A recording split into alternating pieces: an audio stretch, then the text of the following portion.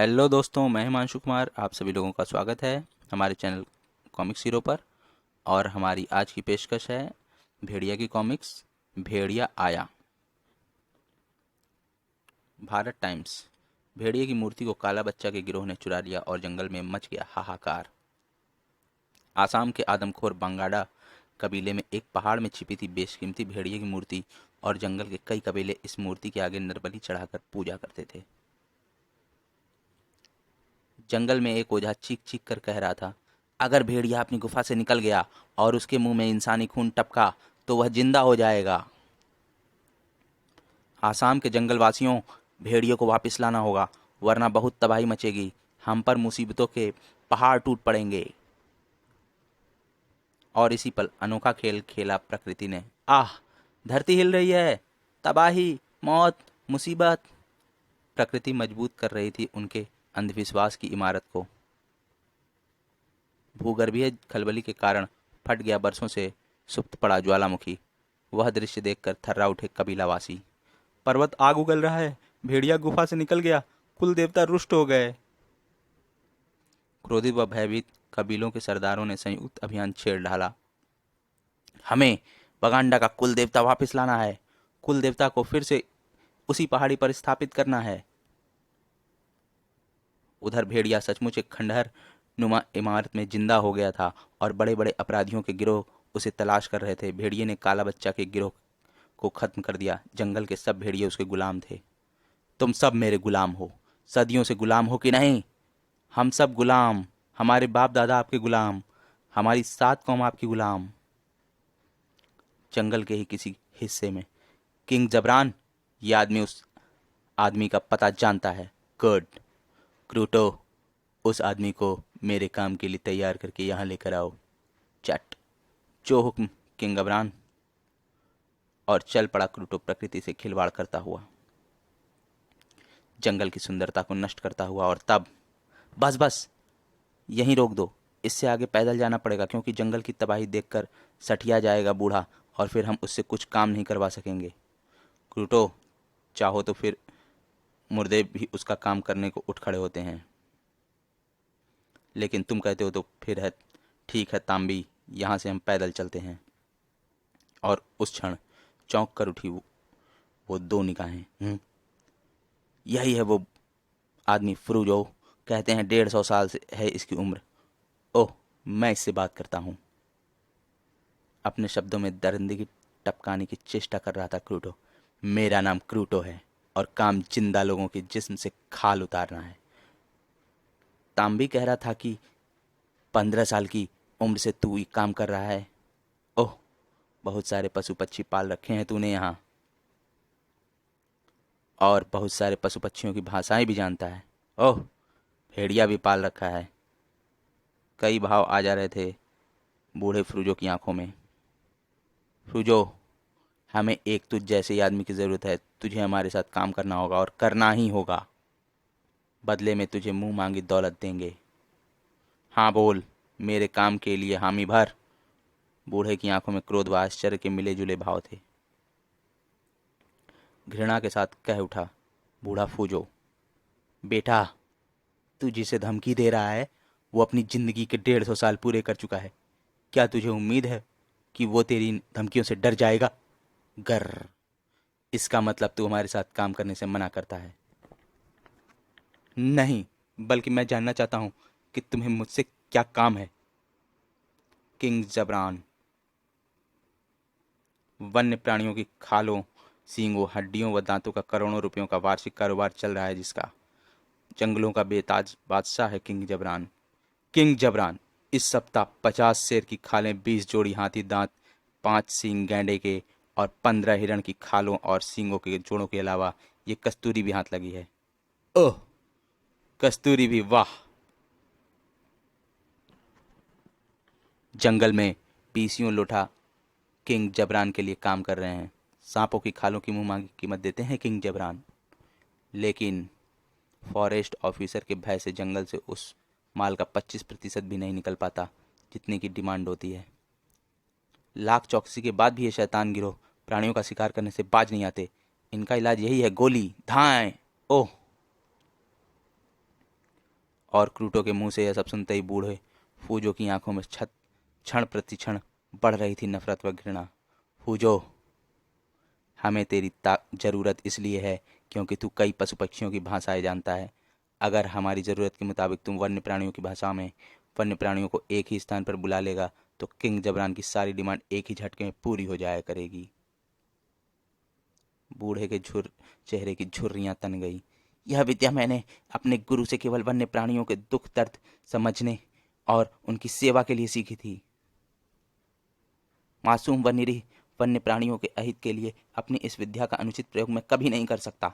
घर गुर फौजों के इनका सब पर बेरहम कसाई बन गया क्रूटा। सूखे पत्ते सा थर्रा उठा बूढ़े का जिस्म और ब्लेड से रक्त टपकता खूनी अंदाज में मुस्कुराया क्रूटो। फूजो, मैं तुझ जैसे कमजोर और बूढ़े आदमी पर हाथ नहीं उठाऊंगा और ना ही तुझे मौत की धमकी दूंगा। कर कर मैं जानता हूं कि तेरी जान इन्हीं वन्य प्राणियों में बंद है। हा हा हा। खच, अपना हाथ रोक ले बेरहम कसाई दरिंदे। बेरहम कसाई दरिंदे, तो तूने मेरे बिल्कुल ठीक नाम लिए। हा हा हा हा। मासूम प्राणी को उछालकर इस बार अपने शानदार निशाने का प्रदर्शन किया उसने। धाएं। व्यवस्था से छलक आई बूढ़े की आंखें। नहीं। फच।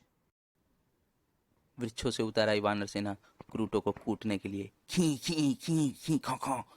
बड़ा भयानक था क्रूटो का टॉर्चर। धाएं धाएं धाएं। हा हा हा। शिकार करने को अच्छी जगह पर लाया है तांबी। फूजो बंदर भाषा में चिचियाया और सभी बंदर जहां के तहां रुक गए। चीची खाक, रुक जाओ, इस शैतान का मुकाबला ना कर सकोगे तुम। नहीं, रुक जा शैतान, इन बेजुबान प्राणियों ने तेरा क्या बिगाड़ा है? तो फिर हाँ कर, हामी भर किंग जबरान के काम की। इन बेजुबान प्राणियों का खून तुझे चैन नहीं लेने देगा क्रूटो शैतान। अपने किंग के साथ तू एक दिन बड़ी भयानक मौत मरेगा। देखेंगे देखेंगे, अभी तो तुझे किंग जबरान के सामने पेश होना है। चलने से पहले उन दोनों भेड़ियों को स्वतंत्र कर दिया बूढ़े फूजो ने। वो गुर्र, जंगल के रक्षकों के पास मेरा पैगाम पहुंचा दो। वन्य प्राणियों के प्राण संकट में हैं। तुम्हारे गले में इन पट्टों को देखकर रक्षक मदद को जरूर आएंगे। वो गुर्र, जो हुक्म बाबा। बस इसी पल गरज उठी क्रूटो की गन। नहीं। धाएं धाएं। क्रोध व उत्तेजना से भरा चीख पड़ा फूजो। ये क्या किया तुमने शैतान? तुमने भेड़ियों से बात की थी और मुझे लगा कि वो बात हमारे हक में नहीं। लगता है वो दूसरा बचकर भाग निकला है। फूजो और तांबी के साथ तबाही के उस वाहन पर सवार होकर वापस चल पड़ा क्रूटो। ओह, जंगल की इतनी तबाही। लेकिन बूढ़ा भी बस था चुप रहने को। ओह, ची ची ची। ओह, ना जाने वो घायल भेड़िया वन रक्षकों तक भी पाया या नहीं, और इस समय मैं तुम्हारे जरिए भी अपना संदेश उन तक नहीं पहुंचा सकता। सहसा दृढ़ता सी आ गई बूढ़े के चेहरे पर। नहीं, मैं इन दरिंदों को इनके उद्देश्य में सफल होने नहीं दूंगा। कुछ करूंगा, कुछ करूंगा।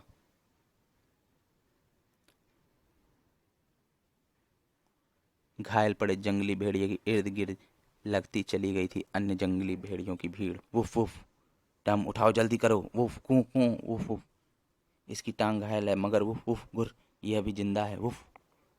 घायल भेड़िए को उठाकर भयानक जंगल में और आगे बढ़ते चले गए सभी जंगली भेड़िए। Woof woof.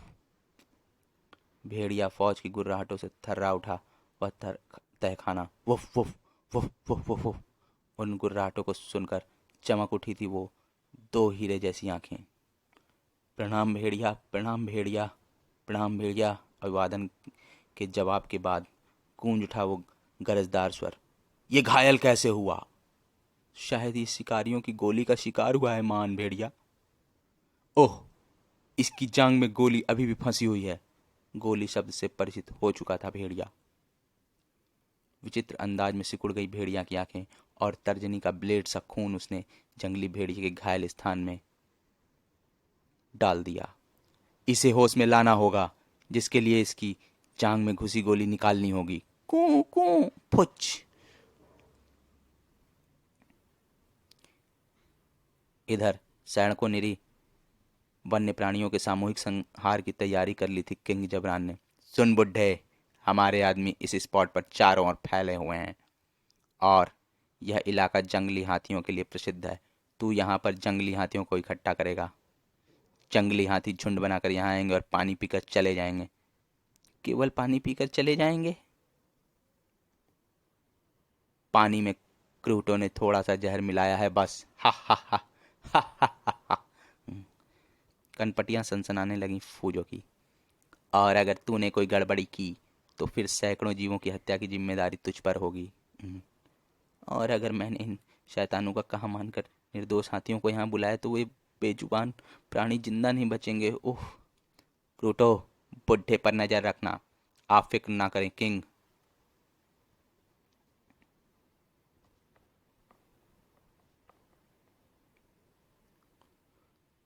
इधर उस दृश्य की कल्पना करके ही थर्रा उठा था बूढ़े का हृदय। नहीं नहीं, मैं ऐसा नहीं कर सकता। सहसा ही जयपड़े भिज गए फूजों के। शायद ईश्वर को यही मंजूर है। कूद ही पड़ता बूढ़ा उस तालाब में।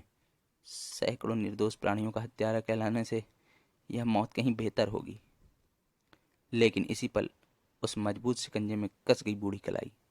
दोस्तों, हमारा पार्ट 1 यहीं पर समाप्त होता है और अब हम आया भेड़िया आया के पार्ट 2 में मिलते हैं। धन्यवाद।